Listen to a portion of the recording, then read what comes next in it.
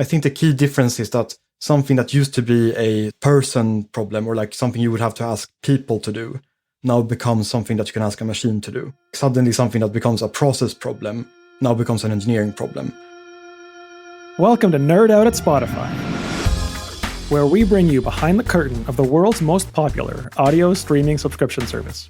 Machine learning, open source, clouds, tabs versus spaces. We'll talk to Spotify engineers about interesting tech issues, big and small.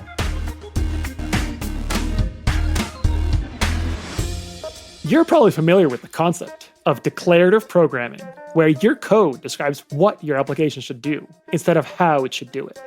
Today, we're talking about declarative infrastructure. It's basically the same idea, but applied to how we manage our infrastructure resources.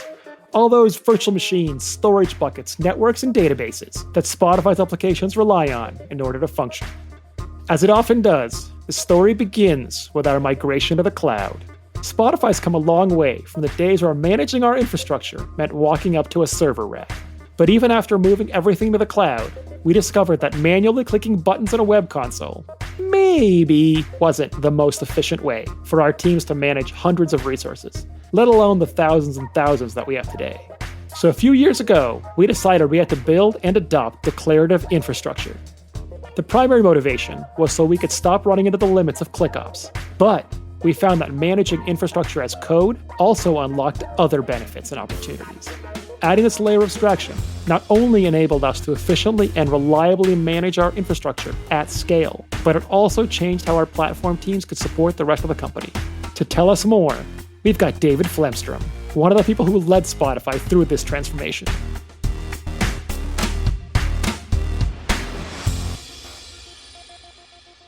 So yeah, I'm David. I currently work as a principal PM in the platform mission, but I've been around for a while at Spotify. In 2 days, I will have been at Spotify for 10 years. So it's a big anniversary coming up for me. Congratulations. Almost. Yeah, thanks. But yeah, I spent a lot of time as an engineer working in the content domain. But a couple of years back, I switched over to work in our infrastructure organization in platform instead. Tell me a little bit about the transition from a feature team to a platform team and why you did that and how that was for you and all of that.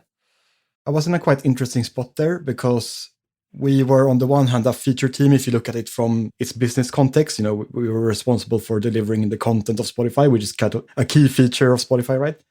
But on the other hand, we were very close to platform organization because we had quite extreme needs compared to many other teams. We built extremely high volume services. We had high throughput, low latency on everything. And so all of our requirements were always near the edge of the bell curve, let's say, in one direction or the other. I always had a sort of natural interest for infrastructure just because we were always needing to push that envelope, basically. And for me, it was very natural then to look at it from the other side. What's the infrastructure we need for these very sort of extreme use cases rather than, okay, what are these extreme use cases and how do I solve that with infrastructure? So then tell me a little bit more about what the team was. I think you said something about content, but we didn't really explain what it was. Just it has crazy extreme needs and you were there for a long time.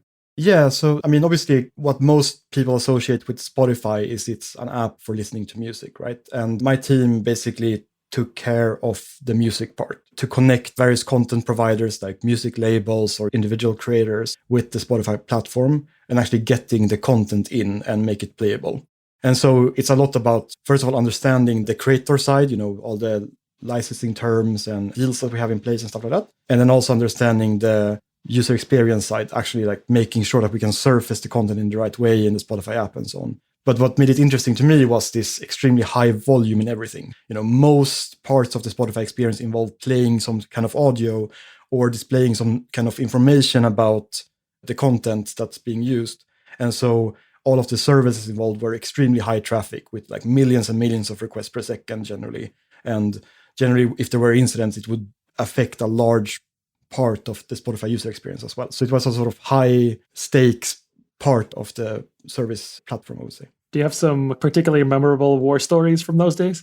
Oh, I mean, so many things. We have had incidents where it has led to more than an hour of outage for the entire Spotify experience that basically came down to a simple typo in a config file, something like that. Something silly where we just didn't anticipate that that small thing would require extra validation, or that we would have to consider gradually rolling out changes or something like that. And so those became extremely expensive but insightful learnings for us to sort of harden the pipeline all the way. Yeah, and hopefully slowly pass some of those learnings on to slightly less extreme services that over time became just as extreme. Right.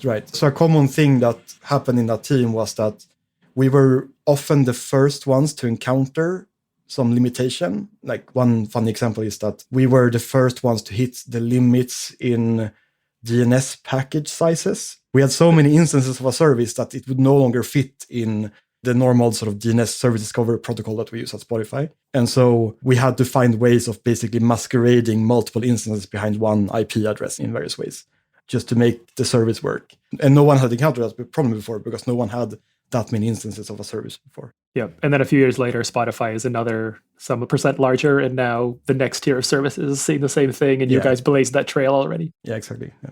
That sounds like a super fun place to be, at least for a while. So tell me about the other transition you spoke about. You said not only are you in platform now, but you used to be a staff engineer, and now you said you're a principal PM. So talk to me about transitioning from being an engineer to being a PM. That transition was quite interesting, actually, because basically I was in a position where I was looking for like a new challenge that was very different from what I was doing before, because I had sort of cemented myself as being deeply focused on the backend domain at Spotify as an engineer. So I felt like, okay, I don't want to only stay here. Like I want to grow in some different direction. And so my sort of manager at the time offered me to become first the interim product area lead for a product area that we had just created.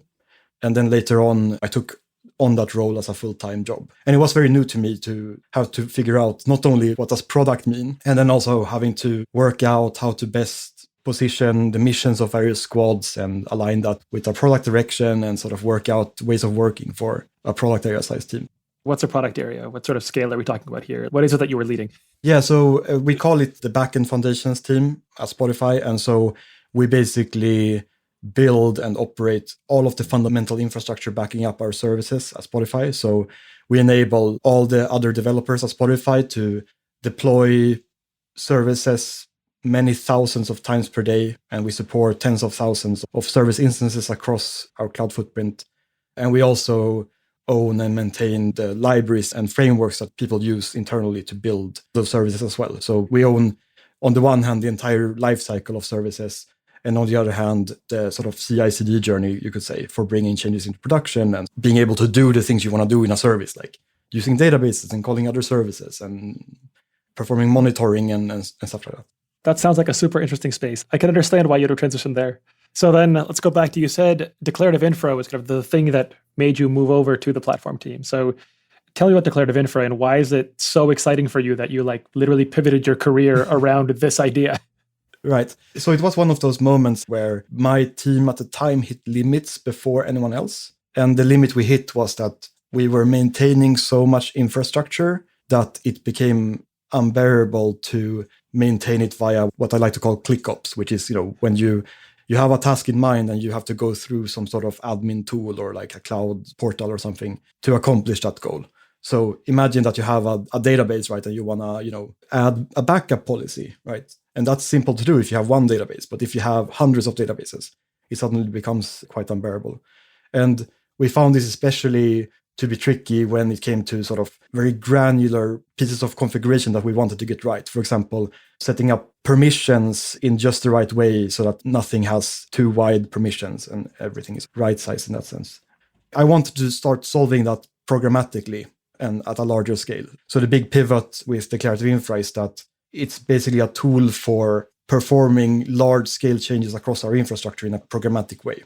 So infrastructure as code taken to its extreme, you could say. So my vision for this going into this was to have the desired state of Spotify's infrastructure in some central place, and then have the platform own the problem of working out how to satisfy that desired state, and to flip it around like that. So as a platform user, you would focus on describing that need, and sort of you would be able to programmatically work out that description. And then you wouldn't be having to go through a ClickOps process to actually make that description reality. That would be the job of the underlying platform. Do you have some examples? Like, what does that look like, I guess, from either side? Maybe from the feature side first and then from the product side. From the feature side, you might have some sense of what you want to build. And I tend to think about this on like a why, what, how spectrum, right? So you have some business goal you want to satisfy, right? You might want to build a new feature. And as an engineer, you naturally think about it as like, okay, so I need to build a new service, and then it has a database and it needs a cache, and then maybe I need a data processing pipeline somewhere that computes the data to put in the database. And that's the what description of the problem, right? What you in the end want to build. And so as a feature developer, you would use that information and just put that into declarations, like, configuration files, YAML files of like, yeah, I want a database, I want a service, I want a cache here. And then that configuration goes through the same type of CI/CD journey that you're used to from your normal sort of workflow as an engineer. So your peers get a chance to review those changes. You get sort of a preview, or like you can test what those changes would look like if applied to production. And then eventually those changes get released. And so what happens at that point is that the platform looks at those changes and tries to reconcile reality with that description of the infrastructure. And that's the how part, right? Like, how do we actually satisfy that? So the platform would call out to the cloud APIs, or create any sort of service accounts, permissions, secrets, whatever we need to sort of satisfy that need. And that's the general model, I would say. How is this super different for the feature teams? Because if they want to create a database, I'm picturing, I don't know, you jump into the cloud console, you click new database instance. Where it sounds like what you're describing is I write into some text file, I don't know, number of database instances equals 1 instead of 0 or whatever, and then I commit that. So like, I still just went somewhere and said I want a database, and then something created that database for me.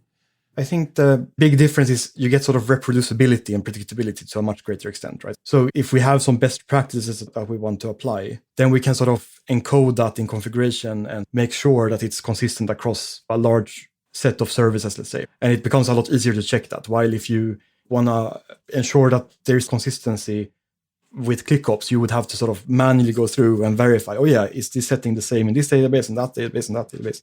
So I think that's the big difference there. Especially if you have either a lot of supposed to be identical things or like things that you're trying to replicate, then yeah, of course, I mean, having it in something that looks like code is a lot easier than trying to click the same buttons again, especially if it's, I don't know, months or years apart.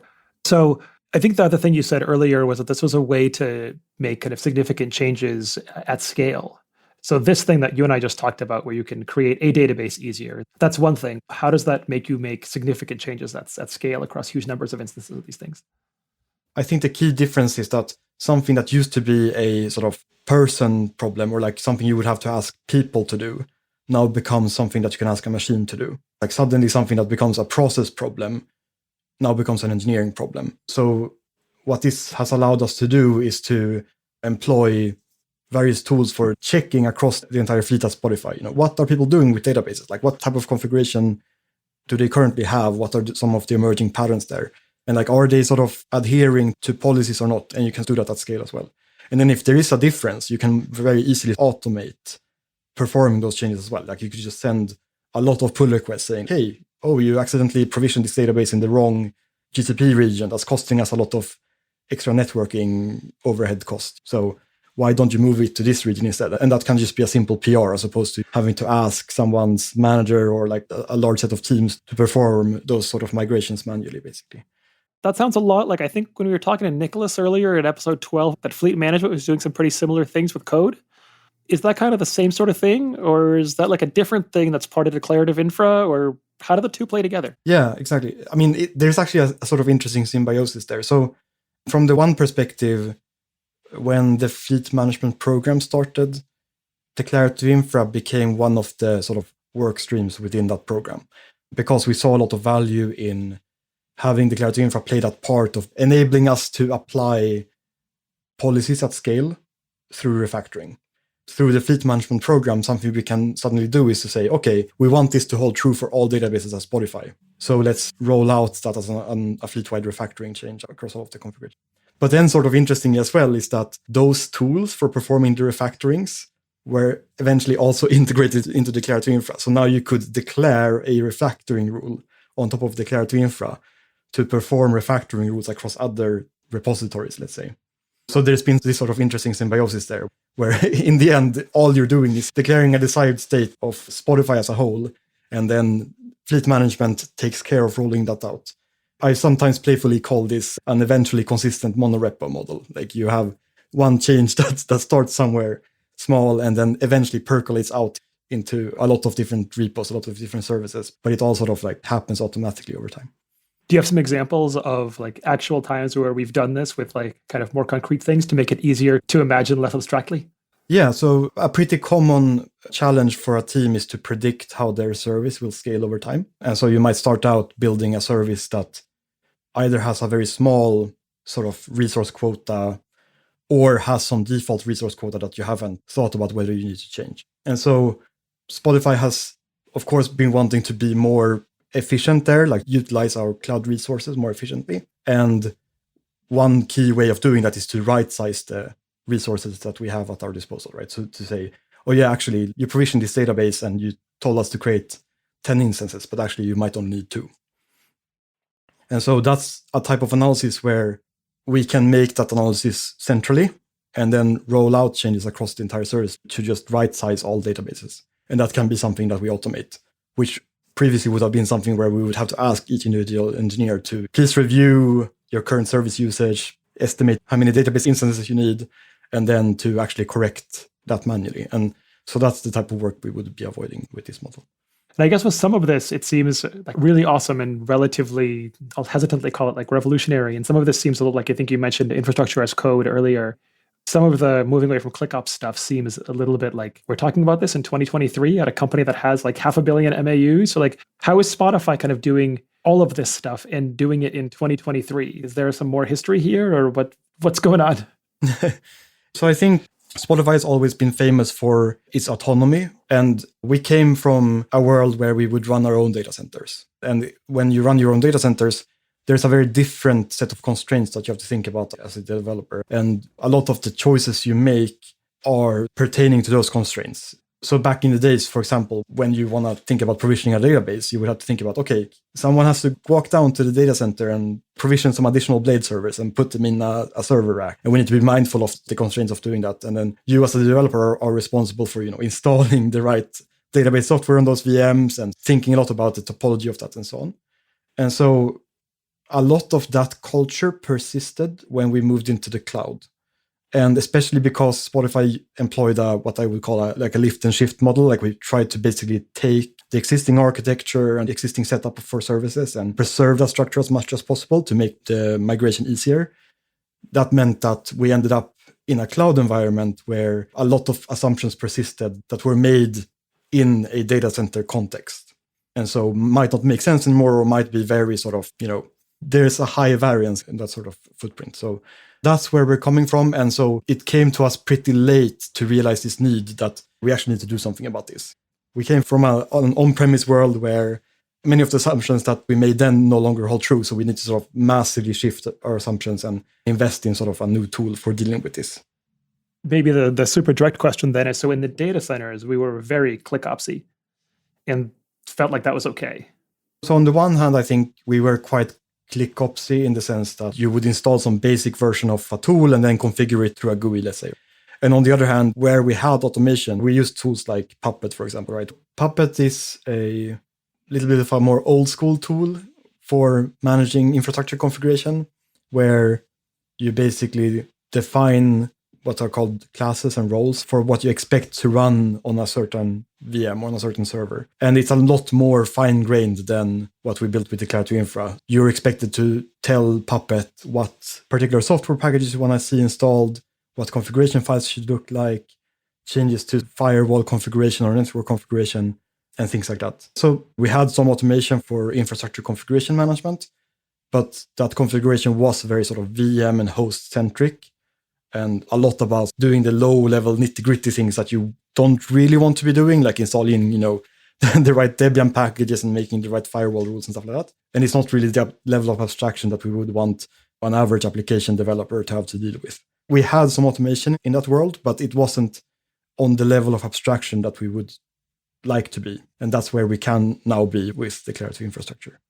You talked a lot about, and we both come from more of kind of a backend background, but is this largely for backend services and database and things like the examples we had? Or does it really work across all of our platforms?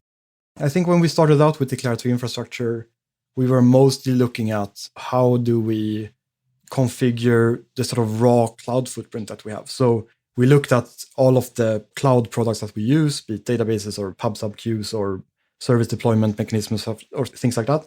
And we thought about the problem as, let's encapsulate those. Let's try to still expose developers to those sort of pristine concepts, like those pristine resources, but just encapsulate the configuration of them, and then architecture emerges from that. What you build in a sort of semantic sense using those cloud resources lives outside of the declarative infra.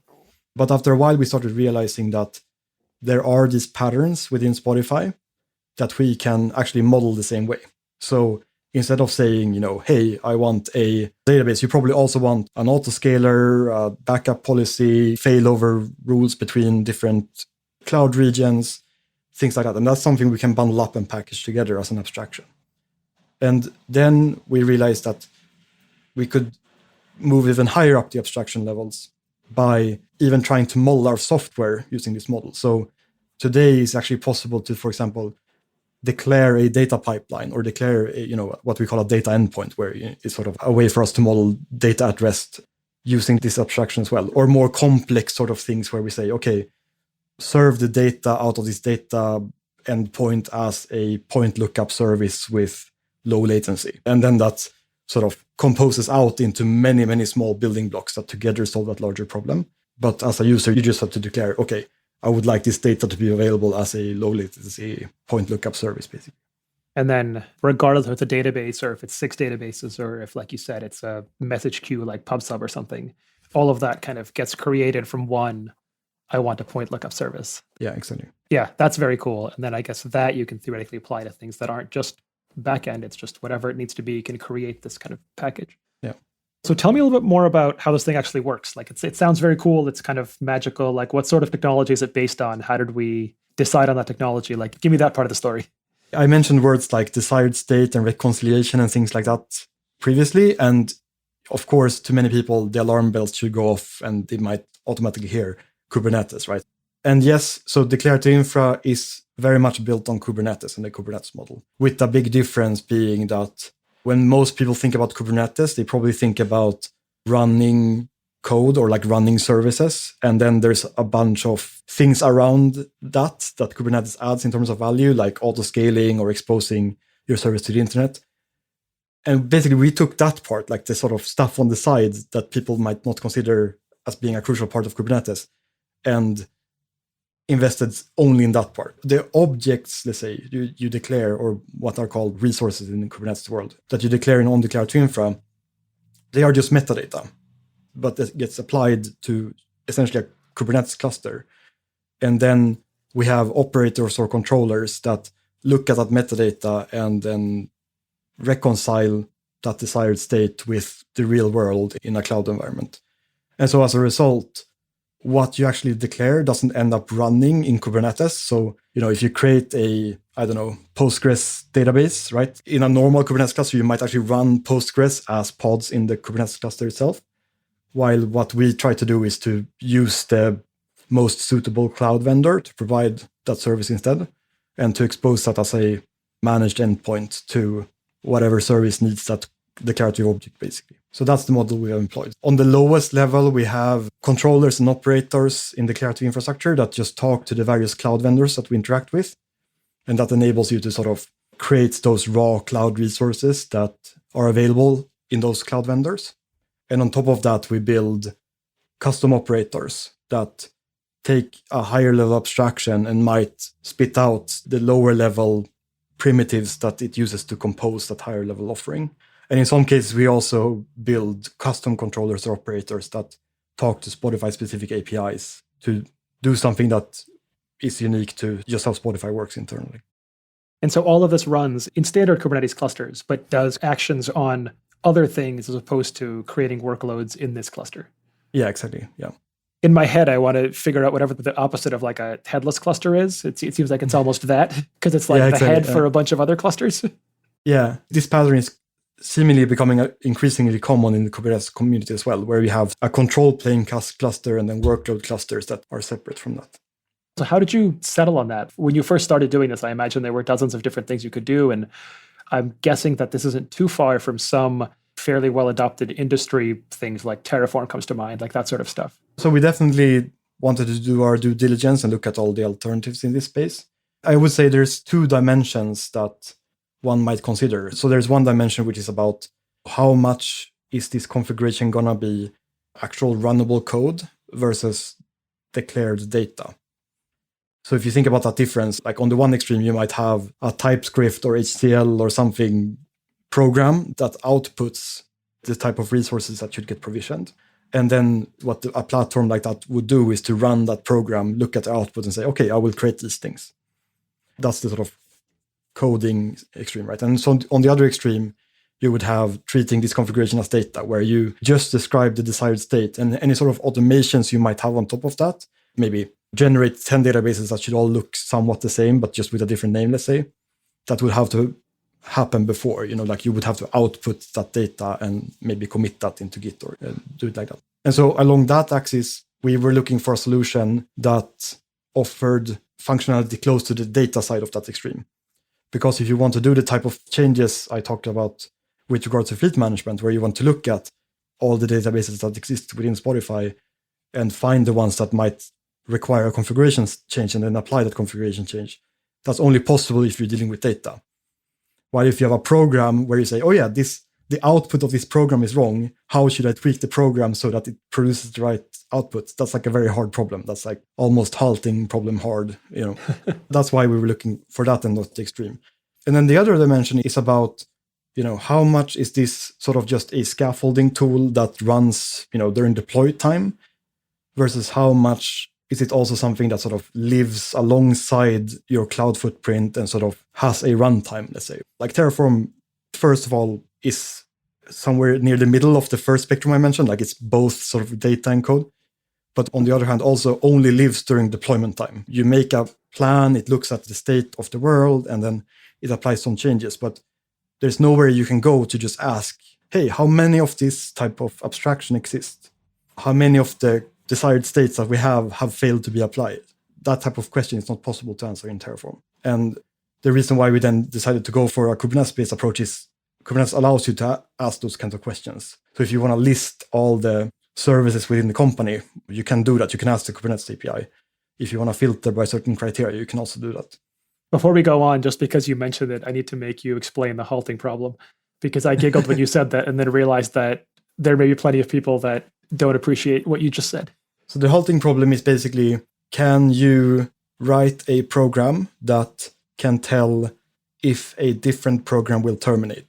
A program terminates if it runs its course and then produces some result, while a program that doesn't terminate might eventually enter an infinite loop or diverge infinitely recursively or something like that. And it turns out to be provably impossible to write a program that verifies whether another program terminates, because what you can do if you had such a program is you could alter that program so that if it detects that another program would halt, it itself would never halt. If the program detects that a program will never halt, it itself will go into an infinite loop.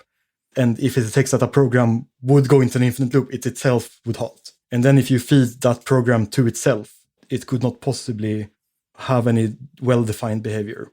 We're not talking about whether a program will halt here, but actually whether a program will produce a certain output, right? So in the infrastructure as code example, we might want to find a way to tweak a program so that it declares a database with the right number of instances. But if you think about what that program might look like, it might be some complex math expression that results in the number of instances being computed, right? And so it's going to be hard to work yourself back and find the logic that determined that number of instances, basically. And I wouldn't say it's equally as hard as the halting problem, but it could potentially be, right? Like it's a complex space. I'm sure that there are computer science PhD students that will pick apart the logic of comparing the two, but I will accept that answer. Digging back into the implementation a little bit, is the thing actually backed similarly to Kubernetes? Like all the data is stored in a etcd database and we access it through like a Kubernetes API server? Or is there like Kubernetes model, but the actual implementation and deployment is very different in some kind of Spotify declarative infra way? One design goal was that we wanted to not invent too much new technology. So we are literally using Kubernetes. Like we are using an actual hosted Kubernetes instance, or actually now it's several instances. And we are interacting with the actual API server in those Kubernetes clusters. And of course, there is some overhead because those clusters are capable of also running workloads. But that turns out to be also something that we actually need, right? Because those controllers and operators need to run somewhere. So those are the only workloads that actually run in that Kubernetes cluster. But we don't have any actual services running there. So in the end, we could probably do something smarter with like a smaller infrastructure footprint that was specialized for this use case. But since we end up actually using most of the capabilities in Kubernetes, RBAC, like authentication and authorization, actually running code in form of the controllers and operators, then the API server model that lets us express what are called custom resource definitions and custom resources. It ended up being a natural choice for us, actually. So then maybe the extreme of that would be, why not just share the Kubernetes clusters that all of our actual workloads run in? That's something we considered from the beginning. Something that turned out to be tricky then was that the topology of service clusters follows a very different constraints from the constraints that we had for declarative infra. For example, the main reason why Spotify as a whole tries to run services across many clusters around the globe is to sort of cater to the service levels of the services running within those clusters. So we try to run services that are important to users in the Americas, right? So that there's low latency and so that there's high availability, and equivalently for Europe and Asia and so on. And so that means that the shape of those clusters and what ends up running in them is very much tailored towards that. While for declarative infra, it's much more important to, for example, have a shared source of truth for configuration. Like you don't want competing definitions for what a database should look like. One definition living in Europe and another in the Americas and one in Asia, then, they would fight over whoever is correct. So it was much more important that for every individual infrastructure piece that gets declared has a single source of truth. And so that was most easily done in the beginning with a single cluster. And nowadays, what we do is we have multiple clusters, but each piece of infrastructure has one cluster that currently defines its canonical source of truth for that configuration. Oh, I got you. That's interesting. So there are multiple clusters, but each cluster or each type of thing has a home cluster. Yeah. And actually, this is something that is currently evolving a little bit. So we're actually working out better ways of doing this, because it's maybe not a desirable property that if one cloud region goes down, that a portion of your infrastructure is inaccessible. We're talking about the control plane here, so it's not the end of the world. Like you can still go to the underlying APIs if there was an incident, but we need to work out a strategy where maybe there's some sort of hot standby model or some other way where we can have higher resilience, even if there was an outage in one of these clusters, basically. And so just so we're clear that the words I'm using mean the same thing as the words you're using, does this mean that like a single Kubernetes cluster owns the definition of what like a big table cluster means, and some other one might own what a pub sub queue looks like? Or is there a slightly different definition of what thing is in this case? So the way we have sharded this is actually across what we call systems at Spotify. So we try to say that everything pertaining to a specific feature or significant component of the Spotify service ecosystem lives together. And that mostly has some benefits because often you want resources to be able to refer to one another. So you might want to be able to say that, okay, I have this service here and it's going to post messages on this message queue.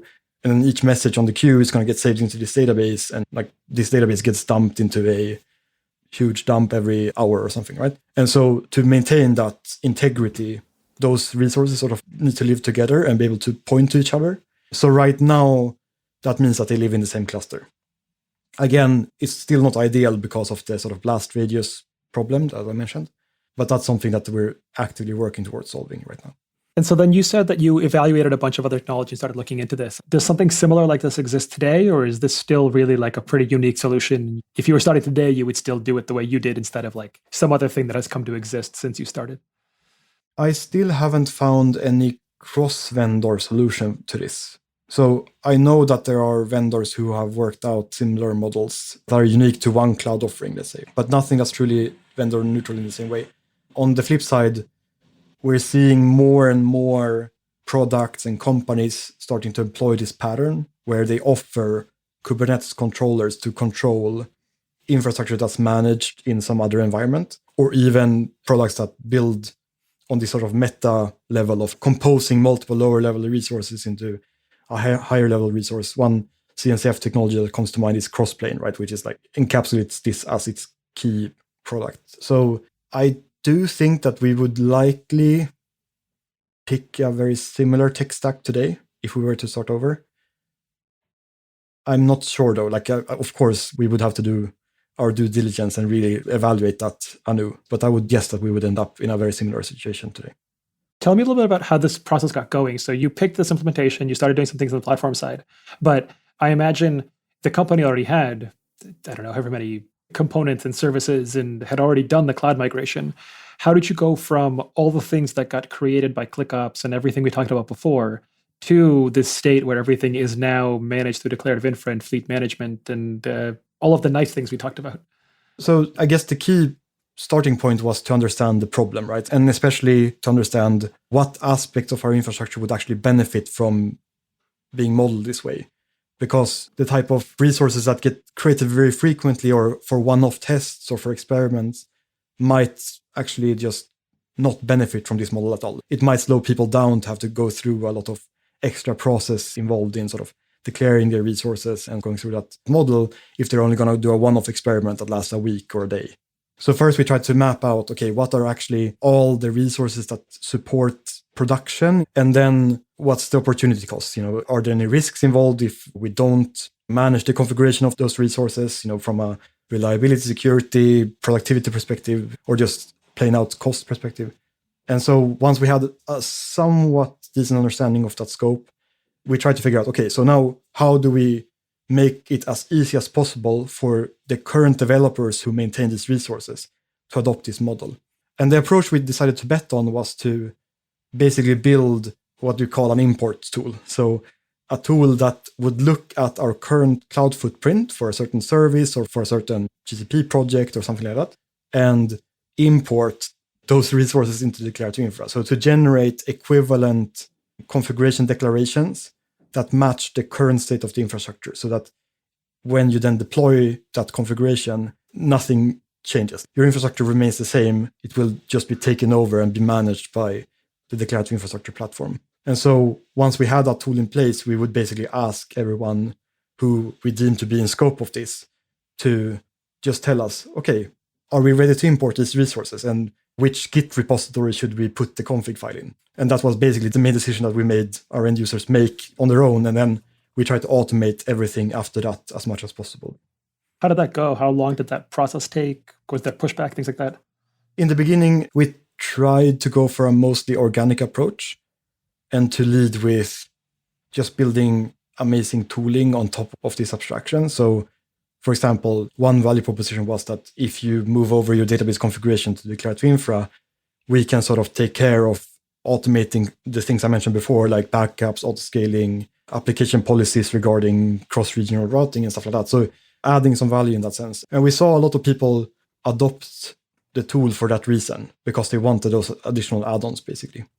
But then we came to the realization that this is working great, like people are using this tool, but we could move a lot quicker and we would get a lot more benefits out of moving more quickly. So we started to treat it as a program instead and to actually push adoption as much as possible. So we developed basically tools that teams around the company could use to see how many percent of their cloud infrastructure was using declarative infra versus not, and some related metrics around that, leading to adoption being increased from sort of a macroscopic perspective. And so we ran that program, let's think. So in 2019 was the first declarative infra MVP. During 2020, a lot of things happened, but among those things, we saw some significant declarative infra adoption, but not the majority of Spotify. And then near the end of 2020, going into 2021, that's when the fleet management program started, I believe. And it became a higher and higher priority to the company to sort of move all of our cloud resources into this model. And so we finished that, late 2022, we had, I think, around 90% of all of Spotify using this model. So one could say it took maybe a year and a half or 2 years to adopt this model. But that sounds incredibly good, given the size of the company and the amount of stuff. 90% is an excellent number. I want to congratulate you for getting there. That's great.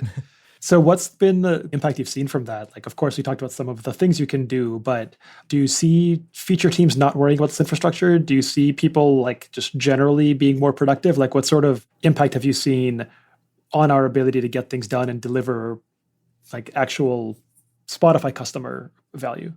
I think on the one hand, we've seen the pattern I mentioned earlier take off a lot more, where since people can basically assume that most of the cloud footprint that we have is encapsulated via Declarative Infra, they can build more powerful abstractions on top of that. So we see teams taking even more specialized concerns that are a lot closer to the particular domain of that feature.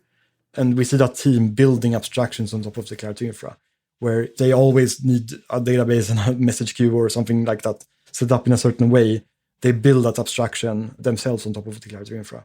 And so this means that we can build a lot more bespoke infrastructure of much better tailored platform primitives that cater to these specific feature needs. And that also means that the platform, or like the sort of lowest level infrastructure teams, can start relying on those primitives as well. So we have started offering more managed solutions for key value storage or caching, or soon we're hopefully going to build a solution to the problem I mentioned before, which is like taking some data from a data pipeline and serving that as a point lookup service and offer that as a managed solution to people. And that means that they don't have to build that type of repetitive pattern, that repetitive architectural pattern themselves, and can focus on actually delivering end user value instead. And so it sounds like you are having a lot of the impact that you've initially set out to change some of these things, like change the relationship between feature teams and platform teams and change the way that this stuff gets done. Yeah, I mean, we could always do more, right? So of course, there's always going to be pockets that we can't fully reach and where we can do better. And I think that's something I'm very passionate about, understanding what aren't we doing well right now and sort of where can we fill the gaps. I don't think you could have set up my next thought better. What's next? What are you doing now? So my personal vision for this is that we will start offering higher and higher level and more managed services within Spotify. The thing I'm most excited about is to actually encapsulate services, like running code in the backend using this model as well. Because today, most people at Spotify still basically use the vanilla Kubernetes model for running services, where you configure deployment and autoscaler and some service discovery mechanism and things like this. And we are, I think, moving into a world at Spotify where we could have a significantly higher abstraction to that. So imagine something like a Cloud Functions or Lambda style interface, or sort of a platform as a service interface to deploying services. So I think that's a model that I'm very focused on getting to at Spotify. But then we're seeing a lot of other people around our platform build different types of higher level abstractions. And so those are also going to hopefully keep trickling in, and we're going to hopefully get more and more organic adoption of this pattern that way as well. That sounds great. Thanks a lot. It's been a lot of fun. Yeah, thank you so much. What other things do you nerd out about? Oh, I do too many things, I would say. My main interest is currently in designing machines for automatic fabrication, like 3D printers or like CNC mills or other type of robotic machines like that. So not building stuff, it's designing the machines that build the stuff. Yeah, exactly. And then it's a full, the machines themselves build the next generation of themselves. I really like the Repra project, which is around the concept of making self-replicating machines. I consider myself part of that movement. Other than that, I'm very into rock climbing. I also sing in actually several choirs. I have a sailing boat and we go sailing in the Stockholm archipelago during the summers. And that's just required if you live in Stockholm for long enough, right? They just give you one. Yeah, I wish, yeah.